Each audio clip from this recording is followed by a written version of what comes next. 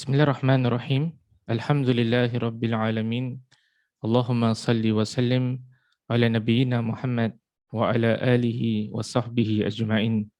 Rabbi syrah li sadri wa yassir li amri wa hlul 'uqdatam min lisani yafqahu qawli.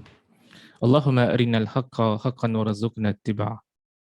Ya Allah, tunjukkanlah kami yang benar itulah benar dan permudahkanlah bagi kami untuk mengikut kebenaran tersebut. Wa arinal batila batilan warzuqna ijtinabah. Ya Allah, tunjukkanlah kami yang batil itu adalah batil dan permudahkanlah bagi kami untuk menjauhkan diri daripada kebatilan tersebut. Wahdina limakhtalifa fihi minal haqqi biiznik. Bila kami petunjuk dalam isu-isu yang diperselisihkan dengan izin-Mu, innaka tahdi man tasha' ila siratim mustaqim. Sungguhnya Engkaulah memberikan petunjuk kepada siapa yang Kau inginkan ke jalan yang lurus. Na'udzu bikalimatillahi tammah min kulli syaitanin wahammah wa min kulli ainin lammah. Muslimin muslimat dirahmati Allah, pertama dan utama terimalah salam ukhuwah daripada saya. Assalamualaikum warahmatullahi wabarakatuh. Selamat datang saya ucapkan kepada semua ke dalam sesi kita pada hari ini. Hari ini kita ingin mengupaskan hadis nombor 107 daripada kitab Umdatul Ahkam karangan Imam Al-Maqdisi rahimahullahu ta'ala. Hadis yang ke-107 berbunyi, An Abi Qatadah bin Rabi'i Al-Ansari radhiyallahu anhu qala Rasulullah sallallahu alaihi wasallam, idza dakhala ahadukum al-masjid fala yajlis hatta yusalliya raka'atain. Hadis yang pendek, hadis yang berbunyi ataupun yang bererti daripada Abu Qatadah bin Rabi'i Al-Ansari radhiyallahu anhu. Dia berkata, Rasulullah sallallahu alaihi wasallam bersabda, jika salah seorang di antara kamu masuk ke dalam masjid, janganlah duduk terlebih dahulu sehingga dia salat 2 rakaat.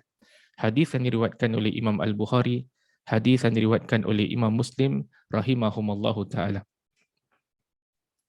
Jadi hadis yang pendek yang membicarakan berkaitan dengan salat sunat tahiyatul masjid, yang mana ada seorang sahabat ni dia masuk ke dalam masjid Nabi SAW dan dia duduk tanpa dia melakukan solat sunat tahiyatul masjid, maka Nabi SAW perintahkannya untuk berdiri. Dan Nabi SAW berpesan yang tentang kepentingan mendirikan solat sunat sebelum seseorang itu duduk di dalam masjid. Apakah pengajaran-pengajaran penting yang boleh dikeluarkan daripada hadis yang pendek ini? Pertama sekali, kata para alim ulama kita, disyariatkan bagi yang masuk ke dalam masjid untuk mendirikan solat tahiyatul masjid. Kita kalau masuk ke dalam masjid, antara perkara yang disunnahkan untuk kita melakukannya adalah mendirikan solat sunat tahiyatul masjid. Tak kisahlah daripada kalangan lelaki ataupun daripada kalangan wanita, kedua-duanya disunnahkan mendirikan solat sunat tahiyatul masjid. Jumhur di kalangan ulama, majoriti di kalangan ulama mengatakan yang hukumnya adalah sunnah. Manakala di sana ada segelintir di kalangan ulama yang mengatakan mendirikan solat tahiyatul masjid hukumnya adalah wajib. Nah, itu merupakan pandangan Imam Ibn Hazm rahimahullahu taala. Adapun menurut majoriti di kalangan para ulama termasuk dalam mazhab Syafi'i mengatakan yang hukum mendirikan solat tahiyatul masjid taklah sampai kepada peringkat wajib, tetapi hukumnya adalah sunat. Dia termasuk dalam kategori solat-solat sunat. Yang kedua, para ulama berbeza pendapat mengenai mendirikan solat tahiyatul masjid pada waktu-waktu yang dilarang solat. Kita ni masuk masjid ni, dalam hadis-hadis yang lain, Nabi SAW melarang kita daripada mendirikan solat pada waktu-waktu yang tertentu. Antara contoh-contoh waktu tersebut adalah seperti selepas solat subuh.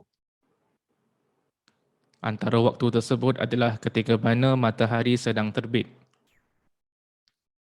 Antara waktu tersebut adalah ketika mana matahari berada di puncaknya.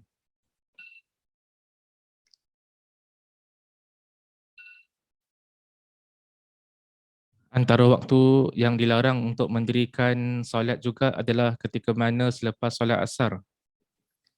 Antara waktu yang juga dilarang kita mendirikan solat adalah ketika mana matahari sedang terbenam. Jadi di sana ada waktu-waktu yang dilarang untuk kita mendirikan solat sebagaimana yang disebutkan dalam hadis Rasul sallallahu alaihi wasallam. Cuma berlaku perselisihan pandangan. Adakah solat tahiyatul masjid ini termasuk dalam larangan bagi seorang muslim mendirikannya pada waktu-waktu yang dilarang itu? Berlaku khilaf di kalangan ulama, berlaku perbezaan pandangan di kalangan ulama. Sebagian ulama berpandangan solat sunat tahiyatul masjid tidak sepatutnya dilakukan pada waktu-waktu yang dilarang. Sebagaimana yang telah kita jelaskan sebentar tadi. Sebagian ulama pula, antaranya adalah ulama mazhab Syafi'i mengatakan solat-solat sunat yang bersebab. Solat-solat sunat yang ada sebabnya. Sebagai contoh, solat tahiyatul masjid termasuk dalam kategori solat sunat yang bersebab, boleh dilakukan pada waktu-waktu yang dilarang. Jadi ada perselisihan pandangan di kalangan ulama. Oleh kerana para ulama kita yang hebat berbeza pandangan dalam isu ini, bolehlah sebagai umat Islam kita berlapang dada menghormati pandangan yang berbeza dalam isu ini.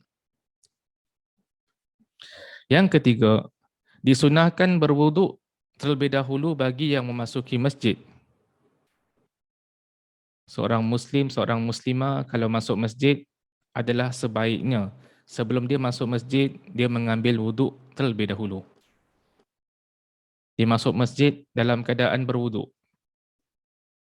Apakah hikmahnya? Antara hikmahnya adalah agar bila dia dah masuk ke dalam masjid, dia boleh terus mendirikan solat sunat tahiyatul masjid. Kalau seseorang itu masuk ke dalam masjid tanpa mengambil wuduk, maka dia tidak dapat melakukan solat tahiyatul masjid. Yang keempat, jumlah rakaat solat tahiyatul masjid adalah 2 rakaat. Sebagaimana yang disebutkan dalam hadis tadi. Janganlah salah seorang di kalangan kamu duduk, melainkan telah mendirikan solat 2 rakaat. Jadi solat tahiyatul masjid ni adalah 2 rakaat. Dalam mazhab Syafi'i mengatakan kalau orang tu melakukan 1 rakaat saja, maka itu tidak dianggap sebagai tahiyatul masjid. Yang kelima, sekiranya solat fardu berjemaah telah dimulakan ketika seseorang itu memasuki masjid, maka hendaklah beliau menyertai solat berjemaah tersebut. Kita masuk masjid, solat fardu berjemaah telah bermula. Adakah pada ketika itu kita solat sendiri dulu 2 rakaat tahiyatul masjid ataupun kita terus join solat berjemaah tu? Kata para ulama, kalau sekiranya solat berjemaah telah dimulakan, kita langsung terus solat fardu berjemaah bersama-sama dengan imam.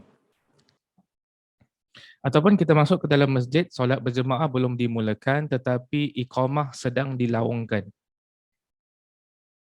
Kita masuk ke dalam masjid, iqamah sedang dilaungkan, maka pada ketika itu pun kita tunggu.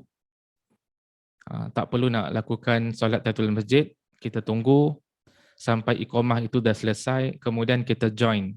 Kita menyertai solat fardu berjemaah bersama-sama dengan imam.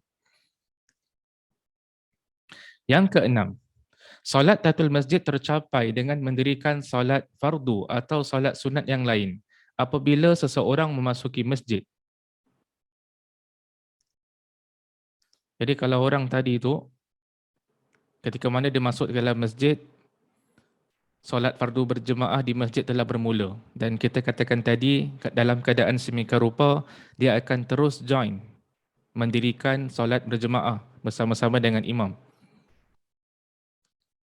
Kata para ulama, walaupun dia solat fardu tu, dia skip tahiyatul masjid tadi, maka solat fardunya itu dengan melaksanakan solat fardu, maka telah terhasillah, telah tercapailah mendirikan solat tahiyatul masjid. Jadi seolah-olah bila dia mendirikan solat fardu bersama-sama dengan imam, maka dia telah melaksanakan kewajipannya untuk mendirikan solat tahiyatul masjid. Kerana kata para ulama, solat tahiyatul masjid ni adalah apa jua solat yang kita laksanakan ketika mana kita masuk ke dalam masjid. Itu pun dianggap sebagai solat tahiyatul masjid.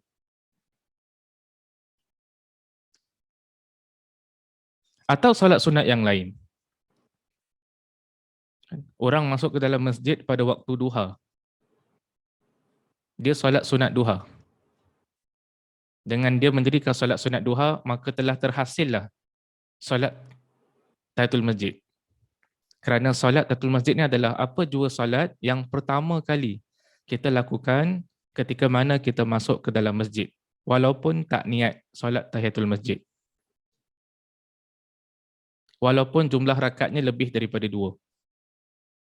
Seperti yang tadi kita kongsikan dengan antum, orang tu masuk masjid, solat fardu berjemaah dah mula dah. Jadi dia pun join imam untuk solat fardu berjemaah. Dan kebetulan pula dia solat fardu zuhur berjemaah. Solat zuhur berjemaah ni 4 rakaat.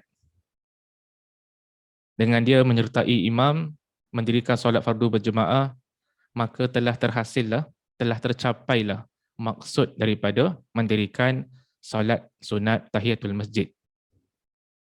Solat sunat tahiyatul masjid adalah apa jua solat yang dilakukan ketika mana seseorang itu masuk ke dalam masjid. Yang ketujuh, solat satul masjid tidak tercapai dengan mendirikan solat jenazah, sujud tilawah atau sujud syukur.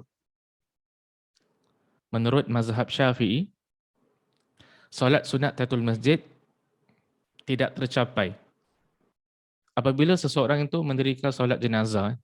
Dia masuk ke dalam masjid, dia lihat ada satu jemaah sedang mendirikan solat jenazah. Dia pun join. Adakah dengan mendirikan solat jenazah itu dianggap yang dia telah melakukan solat sunat tahiyatul masjid? Kata ulama mazhab Syafi'i mengatakan tidak. Ataupun dia masuk ke dalam masjid dan langsung dia melakukan sujud tilawah. Dia mendengar ada sebagian orang baca Quran, melantunkan ayat-ayat sujud tilawah. Lalu dia pun sujud. Ataupun dia masuk ke dalam masjid, pertama sekali yang dilakukan adalah dia sujud syukur. Adakah ini semua memadai untuk menggantikan tempat solat tahiyatul masjid? Kata para ulama Syafi'i, itu tidak memadai. Jadi solat sunat tahiyatul masjid tidak tercapai. Tidak dapat digantikan dengan mendirikan solat jenazah, tidak dapat digantikan dengan melakukan sujud tilawah, tidak dapat digantikan dengan melakukan sujud syukur. Itu menurut pandangan mazhab Syafi'i. Yang ke-8, sekiranya seseorang meninggalkan solat tahiyatul masjid kerana kejahilan ataupun terlupa, kemudian beliau diingatkan, maka hendaklah beliau mendirikan solat tahiyatul masjid. Seorang tu dah masuk ke dalam masjid. Dia tak tahu, dia tak pernah belajar tentang solat tahiyatul masjid. Lalu dia pun duduk. Lalu kawan dia tegur. Kawan dia ajarkan kepadanya, sebaiknya kita ni kalau masuk masjid, kita dirikan solat sunat 2 rakaat terlebih dahulu. Diberikan peringatan, diajarkan. Ataupun dia masuk dalam masjid, dia terlupa, dia terus duduk. Dia dah belajar dah bab tahiyatul masjid tapi dia terlupa, langsung dia duduk, lalu diingatkan oleh temannya. Bolehkah pada ketika itu dia diri semula dan mendirikan solat sunat tahiyatul masjid walaupun dia dah duduk dah? Kata para ulama, kalau sekiranya dia duduk itu kerana terlupa atau kerana kejahilan, dia tak pernah belajar tentang solat sunat tahiyatul masjid, maka boleh dia berdiri semula dan mendirikan solat sunat tahiyatul masjid. Itu merupakan 8 pengajaran yang ingin kita kongsikan berkaitan dengan hadis pada hari ini, hadis yang ada kaitan dengan salat sunat tahiyatul masjid. Kalau sekiranya ada kebenaran dalam apa yang disampaikan, itu datang daripada Allah Subhanahu Wa Taala. Kalau sekiranya ada kesilapan, kekurangan dalam penyampaian, itu datang daripada diri saya sendiri. Saya minta ampun kepada Allah dan saya bertaubat kepadanya. Kita tutup dengan tasbih kafarah. Subhanakallahumma wa bihamdika asyhadu an la ilaha illa anta astaghfiruka wa atubu ilaik. Sekian, Assalamualaikum warahmatullahi wabarakatuh.